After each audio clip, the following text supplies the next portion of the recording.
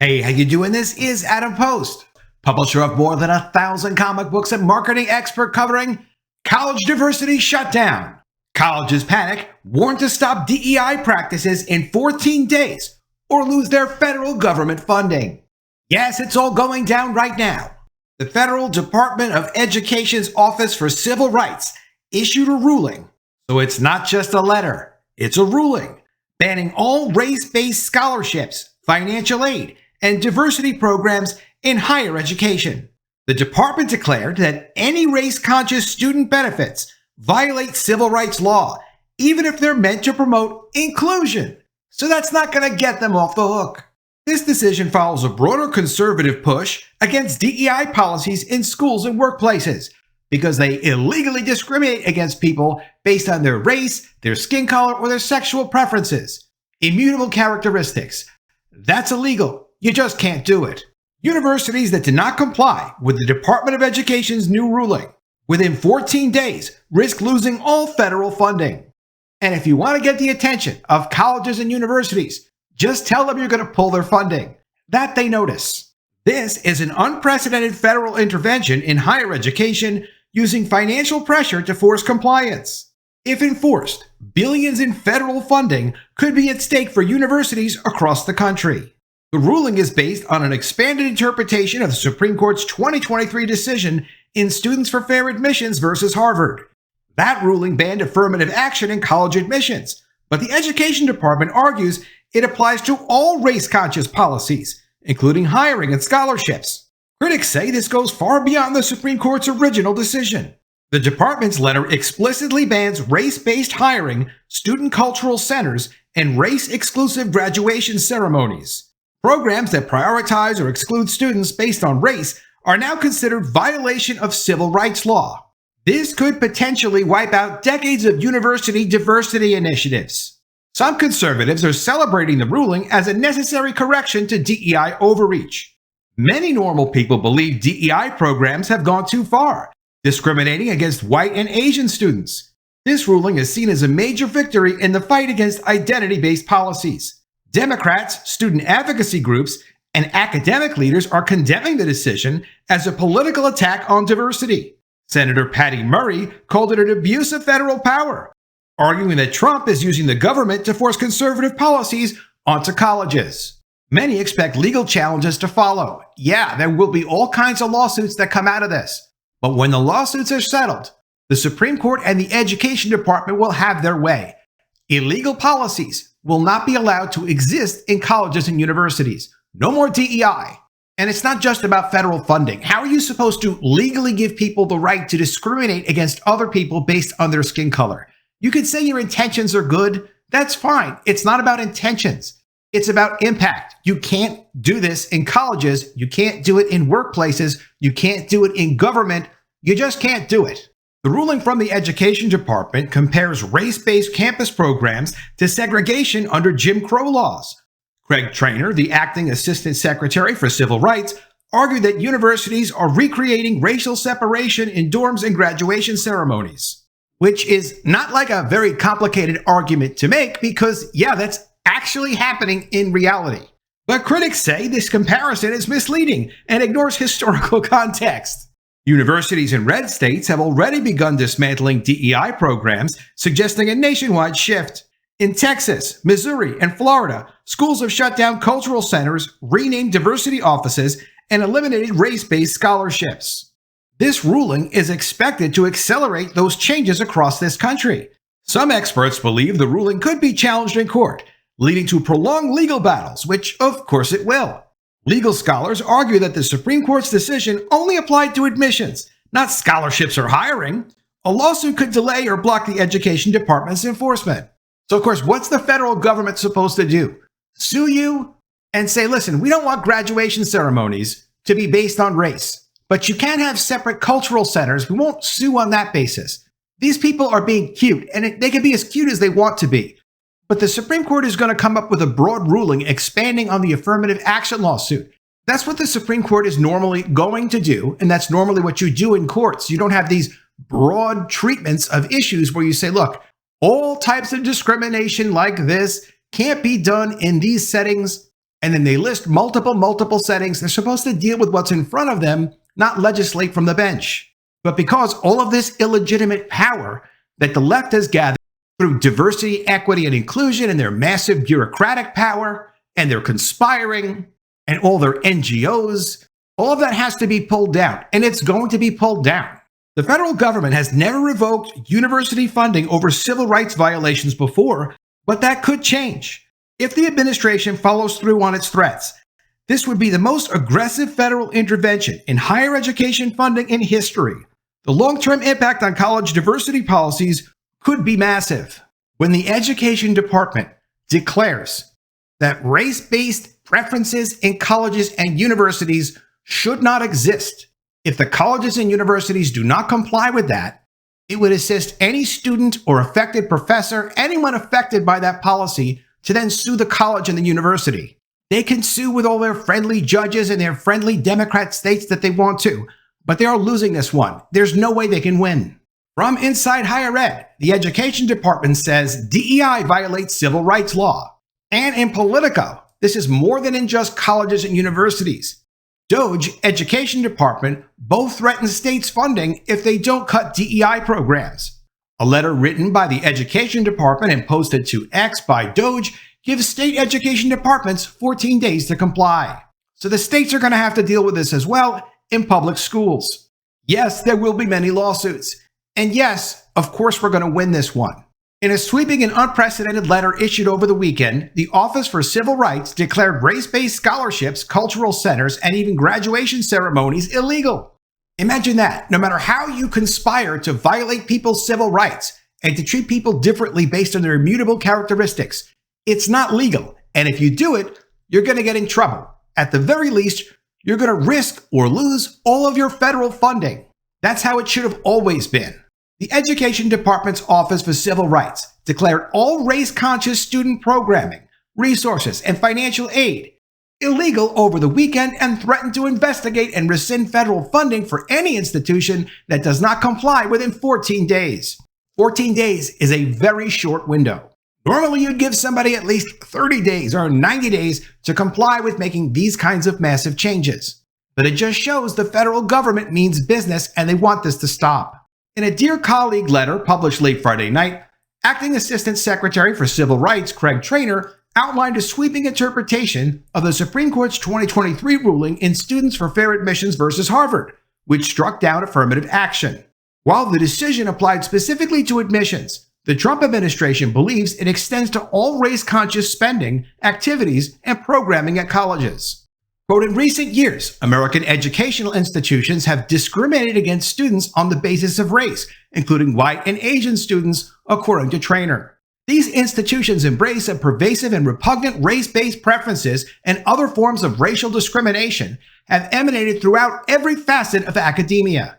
The letter mentions a wide range of university programs and policies that could be subject to an OCR investigation, including hiring, promotion, compensation, financial aid, scholarships, prizes, administrative support, discipline, housing, graduation ceremonies, and all other aspects of student, academic, and campus life. Put simply, educational institutions may neither separate or segregate students based on race, nor distribute benefits or burdens based on race, according to Trainor. Backlash to the letter came swiftly on Saturday from Democratic lawmakers, student advocates, and academic freedom organizations. Quote, this threat to rip away the federal funding our public K-12 schools and colleges receive flies in the face of the law, according to Senator Patty Murray, Democrat of Washington. But while it's anyone's guess what falls under the Trump administration's definition of DEI, there is simply no authority or basis for Trump to impose such a mandate. How about just don't illegally discriminate against people or give them special benefits based on their immutable physical characteristics? That's literally all they're asking for. So far, most college leaders have remained silent. Brian Rosenberg, the former president of Macalester College, and now a visiting professor of education at the Harvard Graduate School of Education, wrote in an email to Inside Higher Ed that the letter was truly dystopian and, if enforced, would upend decades of established programs and initiatives to improve success and access for marginalized students. Quote, it goes well beyond the Supreme Court ruling on admissions and declares illegal a wide range of common practices. In my career, I've never seen language of this kind from any government agency in the United States. The Dear Colleague letter also seeks to close multiple exceptions and potential gaps left open by the Supreme Court ruling on affirmative action, and to lay the groundwork for investigating programs that, quote, may appear neutral on their face, but which a closer look reveals are, in fact, motivated by racial considerations. Chief Justice John Roberts wrote that colleges could legally consider a student's racial identity as part of their experience as described in personal essays, but the OCR letter rejects that. OCR is Office of Civil Rights. Quote, a school may not use a student's personal essays, writing samples, participation in extracurriculars, or other cues as a means of determining or predicting a student's race and favoring or disfavoring such students, according to Trainor. What Trainor is saying is, stop with the backdoor tricks. That's not in conflict with what Justice Roberts said. Justice Roberts said you can consider these factors in totality when you're admitting a student. What the Education Department is saying is, don't use that as some sort of a trick to say, okay, anyone who doesn't have this or does have this extracurricular activity or exactly this kind of background probably has this kind of a skin color, so we're going to favor that person over other applicants. You could consider it in totality, but not in the specific. No tricks. Going even further beyond the scope of the Supreme Court decision on affirmative action, the letter forbids any race-neutral university policy that could conceivably be a proxy for racial consideration, including eliminating standardized test score requirements. It also addresses university-sanctioned programming and curriculum, which teach students that certain racial groups bear unique moral burdens that others do not, a practice that Trainor argues can deny students the ability to participate fully in the life of a school. The Education Department said they'll provide additional legal guidance for institutions in the coming days. Chris Rufo, the guy that really helped take down Claudine Gay, the president of Harvard, has been tweeting that he's been at the Education Department for the last couple of weeks. Now we see what he's been doing, because this is definitely stuff that he's well aware of. And I would be surprised if he didn't help them write this letter, which is a huge benefit to normal people that don't want to see this DEI discrimination anywhere in our country. The wide-reaching interpretation of the Supreme Court decision has been the subject of vigorous debate among lawmakers and college leaders, and in subsequent court battles ever since the ruling was handed down. Many experts assume the full consequences of the vague ruling would be hammered out throughout further litigation, but with this Dear Colleagues letter from the department, the Trump administration is attempting to enforce its own reading of the law through the executive branch, which is something every executive branch does. Biden tried to push through Title IX rules saying that people that decided they were women or men that decided they were women were the same as biological women, which was the same as sex discrimination. If you didn't treat transgender people the same as any biological gender, which also got removed by the Trump administration. In the meantime, this admissions issue, which was solved with Harvard, where they were told, no, you can't discriminate against people based on their race when they apply to your school, or of course now to any school or university.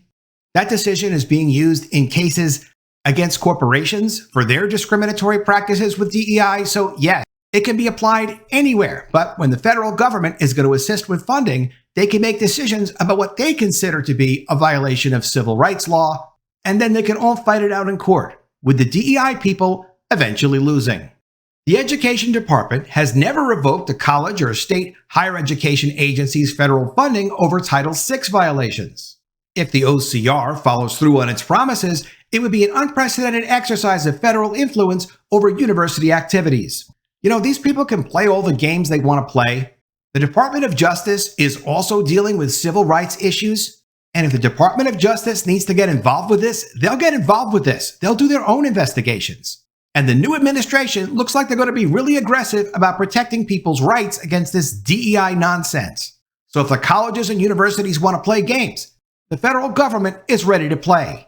The letter from the Department of Education is likely to be challenged in court, but in the meantime, it could have a ripple effect on colleges' willingness to continue funding diversity programs and resources for underrepresented students.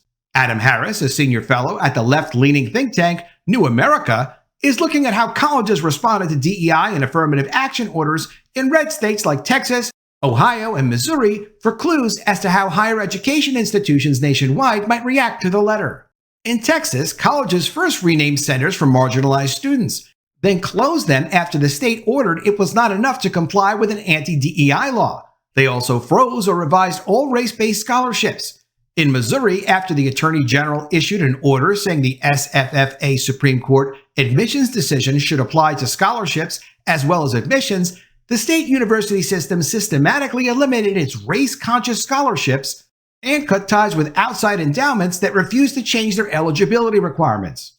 An outside endowment might say, listen, we want to give scholarships, but we only want to give scholarships, which could be full tuition. It could be a couple of $100 here and there. It could be a couple of $1,000 in cash here and there.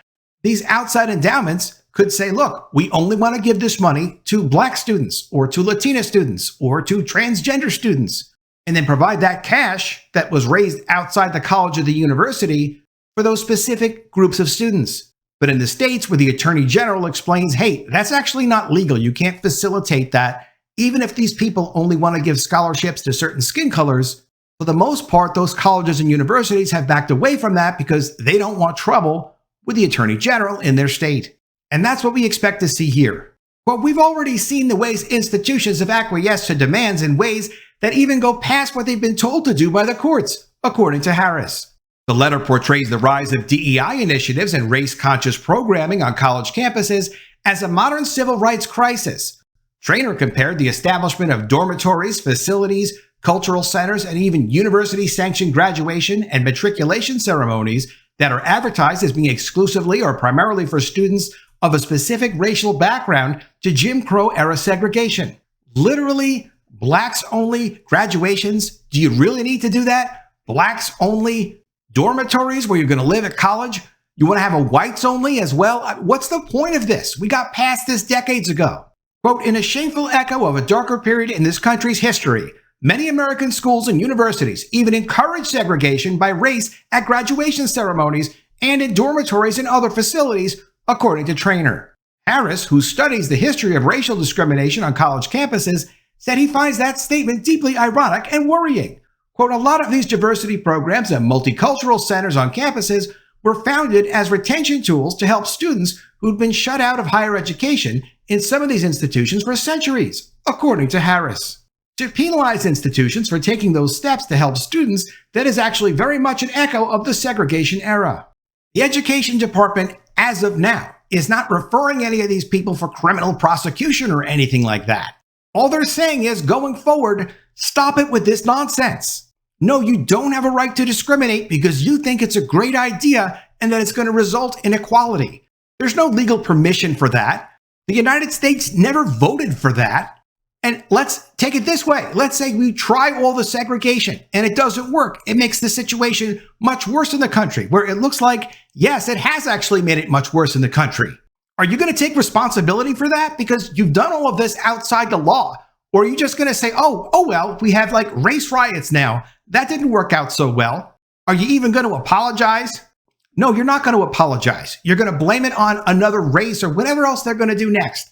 Colleges and universities need to be reined in. Same as, of course, public schools, kindergarten through 12th grade. They need to be reined in. And that's exactly what the new administration's education department is doing right now. Let me know what you think of all this in the comments below. Always love to see your ideas. Please be sure you are subscribed to the channel. Click the bell for notifications, give me a thumbs up, and I'll see you again soon with another story. And if I don't see you, I will miss you.